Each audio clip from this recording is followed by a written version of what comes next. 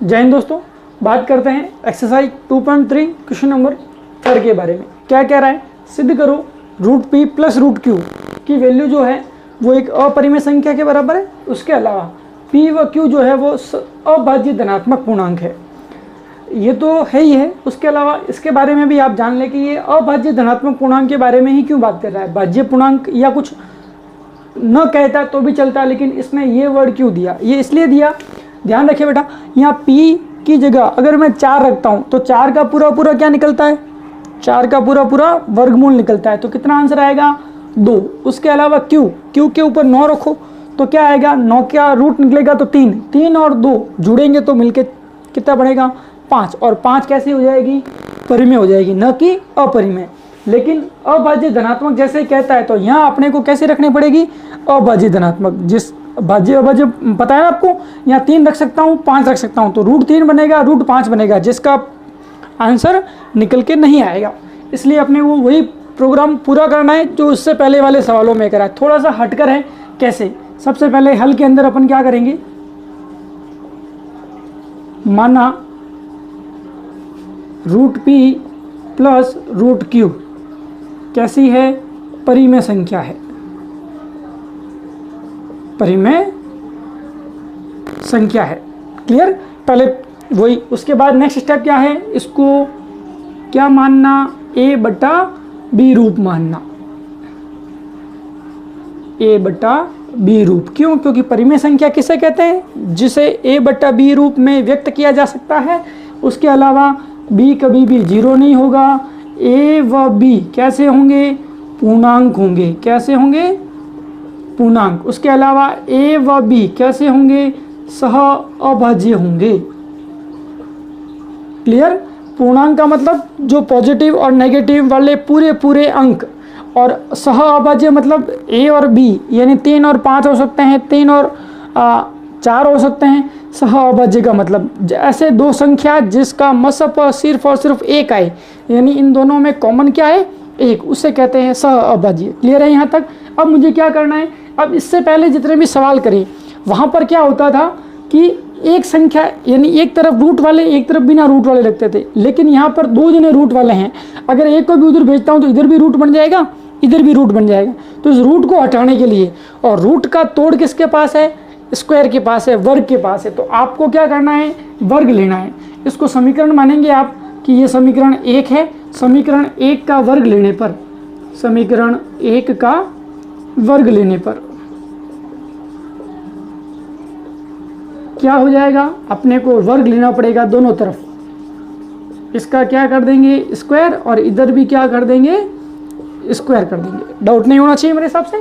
क्या, इस तरफ भी स्क्वायर कर लिया, इस तरफ भी। क्यों करा, क्योंकि मुझे एक जना रूट वाला चाहिए। दोनों जने रूट वाले होंगे तो मेरा सॉल्यूशन नहीं हो पाएगा।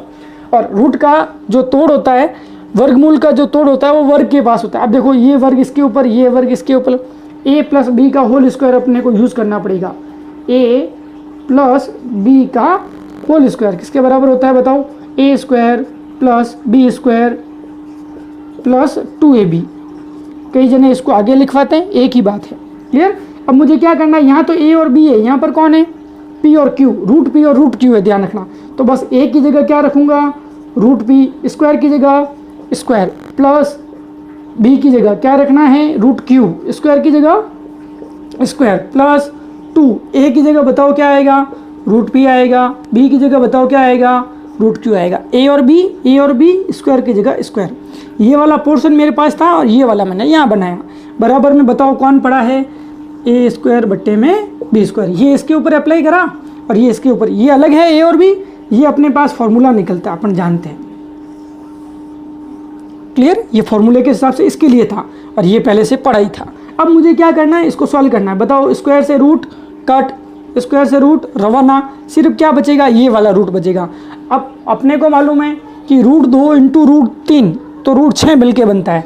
अब p और q का गुणा करने पर रूट p q ही रहेगा। उसके अलावा ये आपके पास मिलके कुछ ऐसा आएगा, क्या बनेगा, रूट p q, इस तरीके से। ये तो है ये, और ये आपके पास है। बराबर में कौन पड़ा है, a स्क्वायर बट्टे में b स्क्वायर पड़ा है। अब मुझे क्या करना है, अब देखिए रूट वाला सिर्फ एक जना ही पड़ा है, न कि 2 जने। यहाँ अलग अलग थे, उसको हटा दिया मैंने, तो ये अकेला पड़ा है। इन सबको उधर भेजेंगे तो ये कुछ ऐसा इधर पड़ा रहेगा जो कि LHS वाला काम होगा, बाकी सब जाएंगे उधर। नज़र आ रहा है मेरे हिसाब से? कुछ गलत नहीं कर रहा हूँ मैं, पक्षांतरण करा, P का उधर और Q का उधर, तो माइनस का हो गया। अब देखो यहाँ पर अपने को क्या मानना है, 1/1 मानते हुए इसको सॉल्व करना पड़ेगा आपको, ठीक है।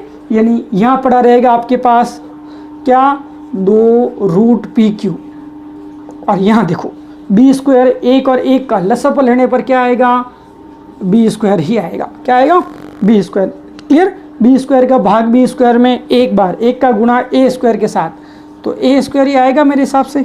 माइनस है तो माइनस, फिर उसके बाद 1 का भाग B² में, तो B² बाहर जाएगा। B² का गुणा P के साथ, B² का गुणा P के साथ, तो B² P आएगा आंसर। क्लियर? वापस माइनस की जगह ये माइनस, फिर वही काम 1 का भाग B² में देंगे तो B² बाहर जाएगा। B² का गुणा Q के साथ, B² Q बन जाएगा। डाउट नहीं होना चाहिए मेरे हिसाब से। क्लियर है यहाँ तक? तो ये थोड़ा सा आपको ध्यान देना। क्या भिन्नों की जोड़ बाकी करते हैं ना अपन, उसी तरीके से जोड़ बाकी करी।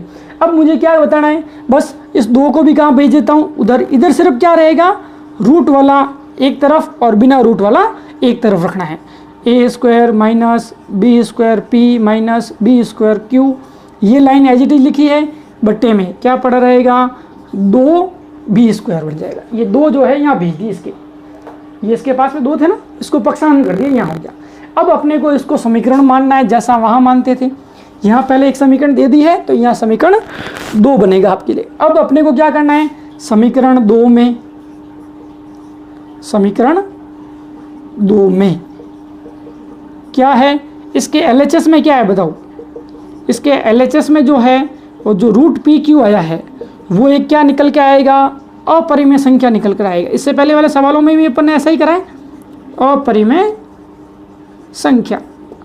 इसके बाद जो RHS वाला पोर्शन है अपने पास समीकरण 2 के अंदर जो निकल के आ रहा है, वो क्या रूप निकल के आ रहा है, परिमेय संख्या का रूप निकल के आ रहा है। परिमेय संख्या का रूप निकल के आ रहा है। क्यों? क्योंकि A और B की जगह, P और Q की जगह जब अपन वैल्यू रखेंगे, पूर्णांक रखेंगे 1 2 3 4 5, कुछ भी पॉजिटिव नेगेटिव, तो इसका जो ओवरऑल उत्तर आएगा, है ना, वो उत्तर कैसा आएगा, एक परिमेय संख्या, वो एक P/Q रूप निकल के आता है ओवरऑल। इससे पहले वाले सवाल में मैंने निकाल के बताया था। यहाँ पर आपका टाइम वेस्ट नहीं करूँगा, बस आपको ये ध्यान रखना है कि ये पोर्शन जो इधर बना है, ये वाला, ये आपको एक परिमेय संख्या का रूप देता है, और ये वाला अपरिमेय संख्या का, जो इसका LHS है, LHS के अंदर काम हो रहा है। अतः जो समीकरण 2 में विरोधाभास है, समीकरण 2 में क्या है भैया, विरोधाभास। इससे पहले वाले सवाल में सेम प्रोसेस चला था, बस अपन ने यहाँ क्या एक्स्ट्रा करा है, वर्ग करने का काम एक्स्ट्रा करा है, बाकी वही काम है। विरोधाभास है, माना गया कथन, माना गया कथन, माना गया कथन। क्या माना था आपने? आपने माना था कि ये कैसी संख्या है, परिमेय संख्या। तो अब कैसा हो जाएगा, असत्य हो जाएगा, असत्य है। अतः जो मिलके बनेगी √P + √Q, वो क्या बनेगी, परिमेय संख्या बनेगी। क्या अपरिमेय बनेगी? अपरिमेय बनेगी भैया, है ना, अपरिमेय संख्या। डाउट नहीं होना चाहिए मेरे हिसाब से। बस थोड़ा सा काम एक्स्ट्रा था स्क्वायर करने का। क्यों?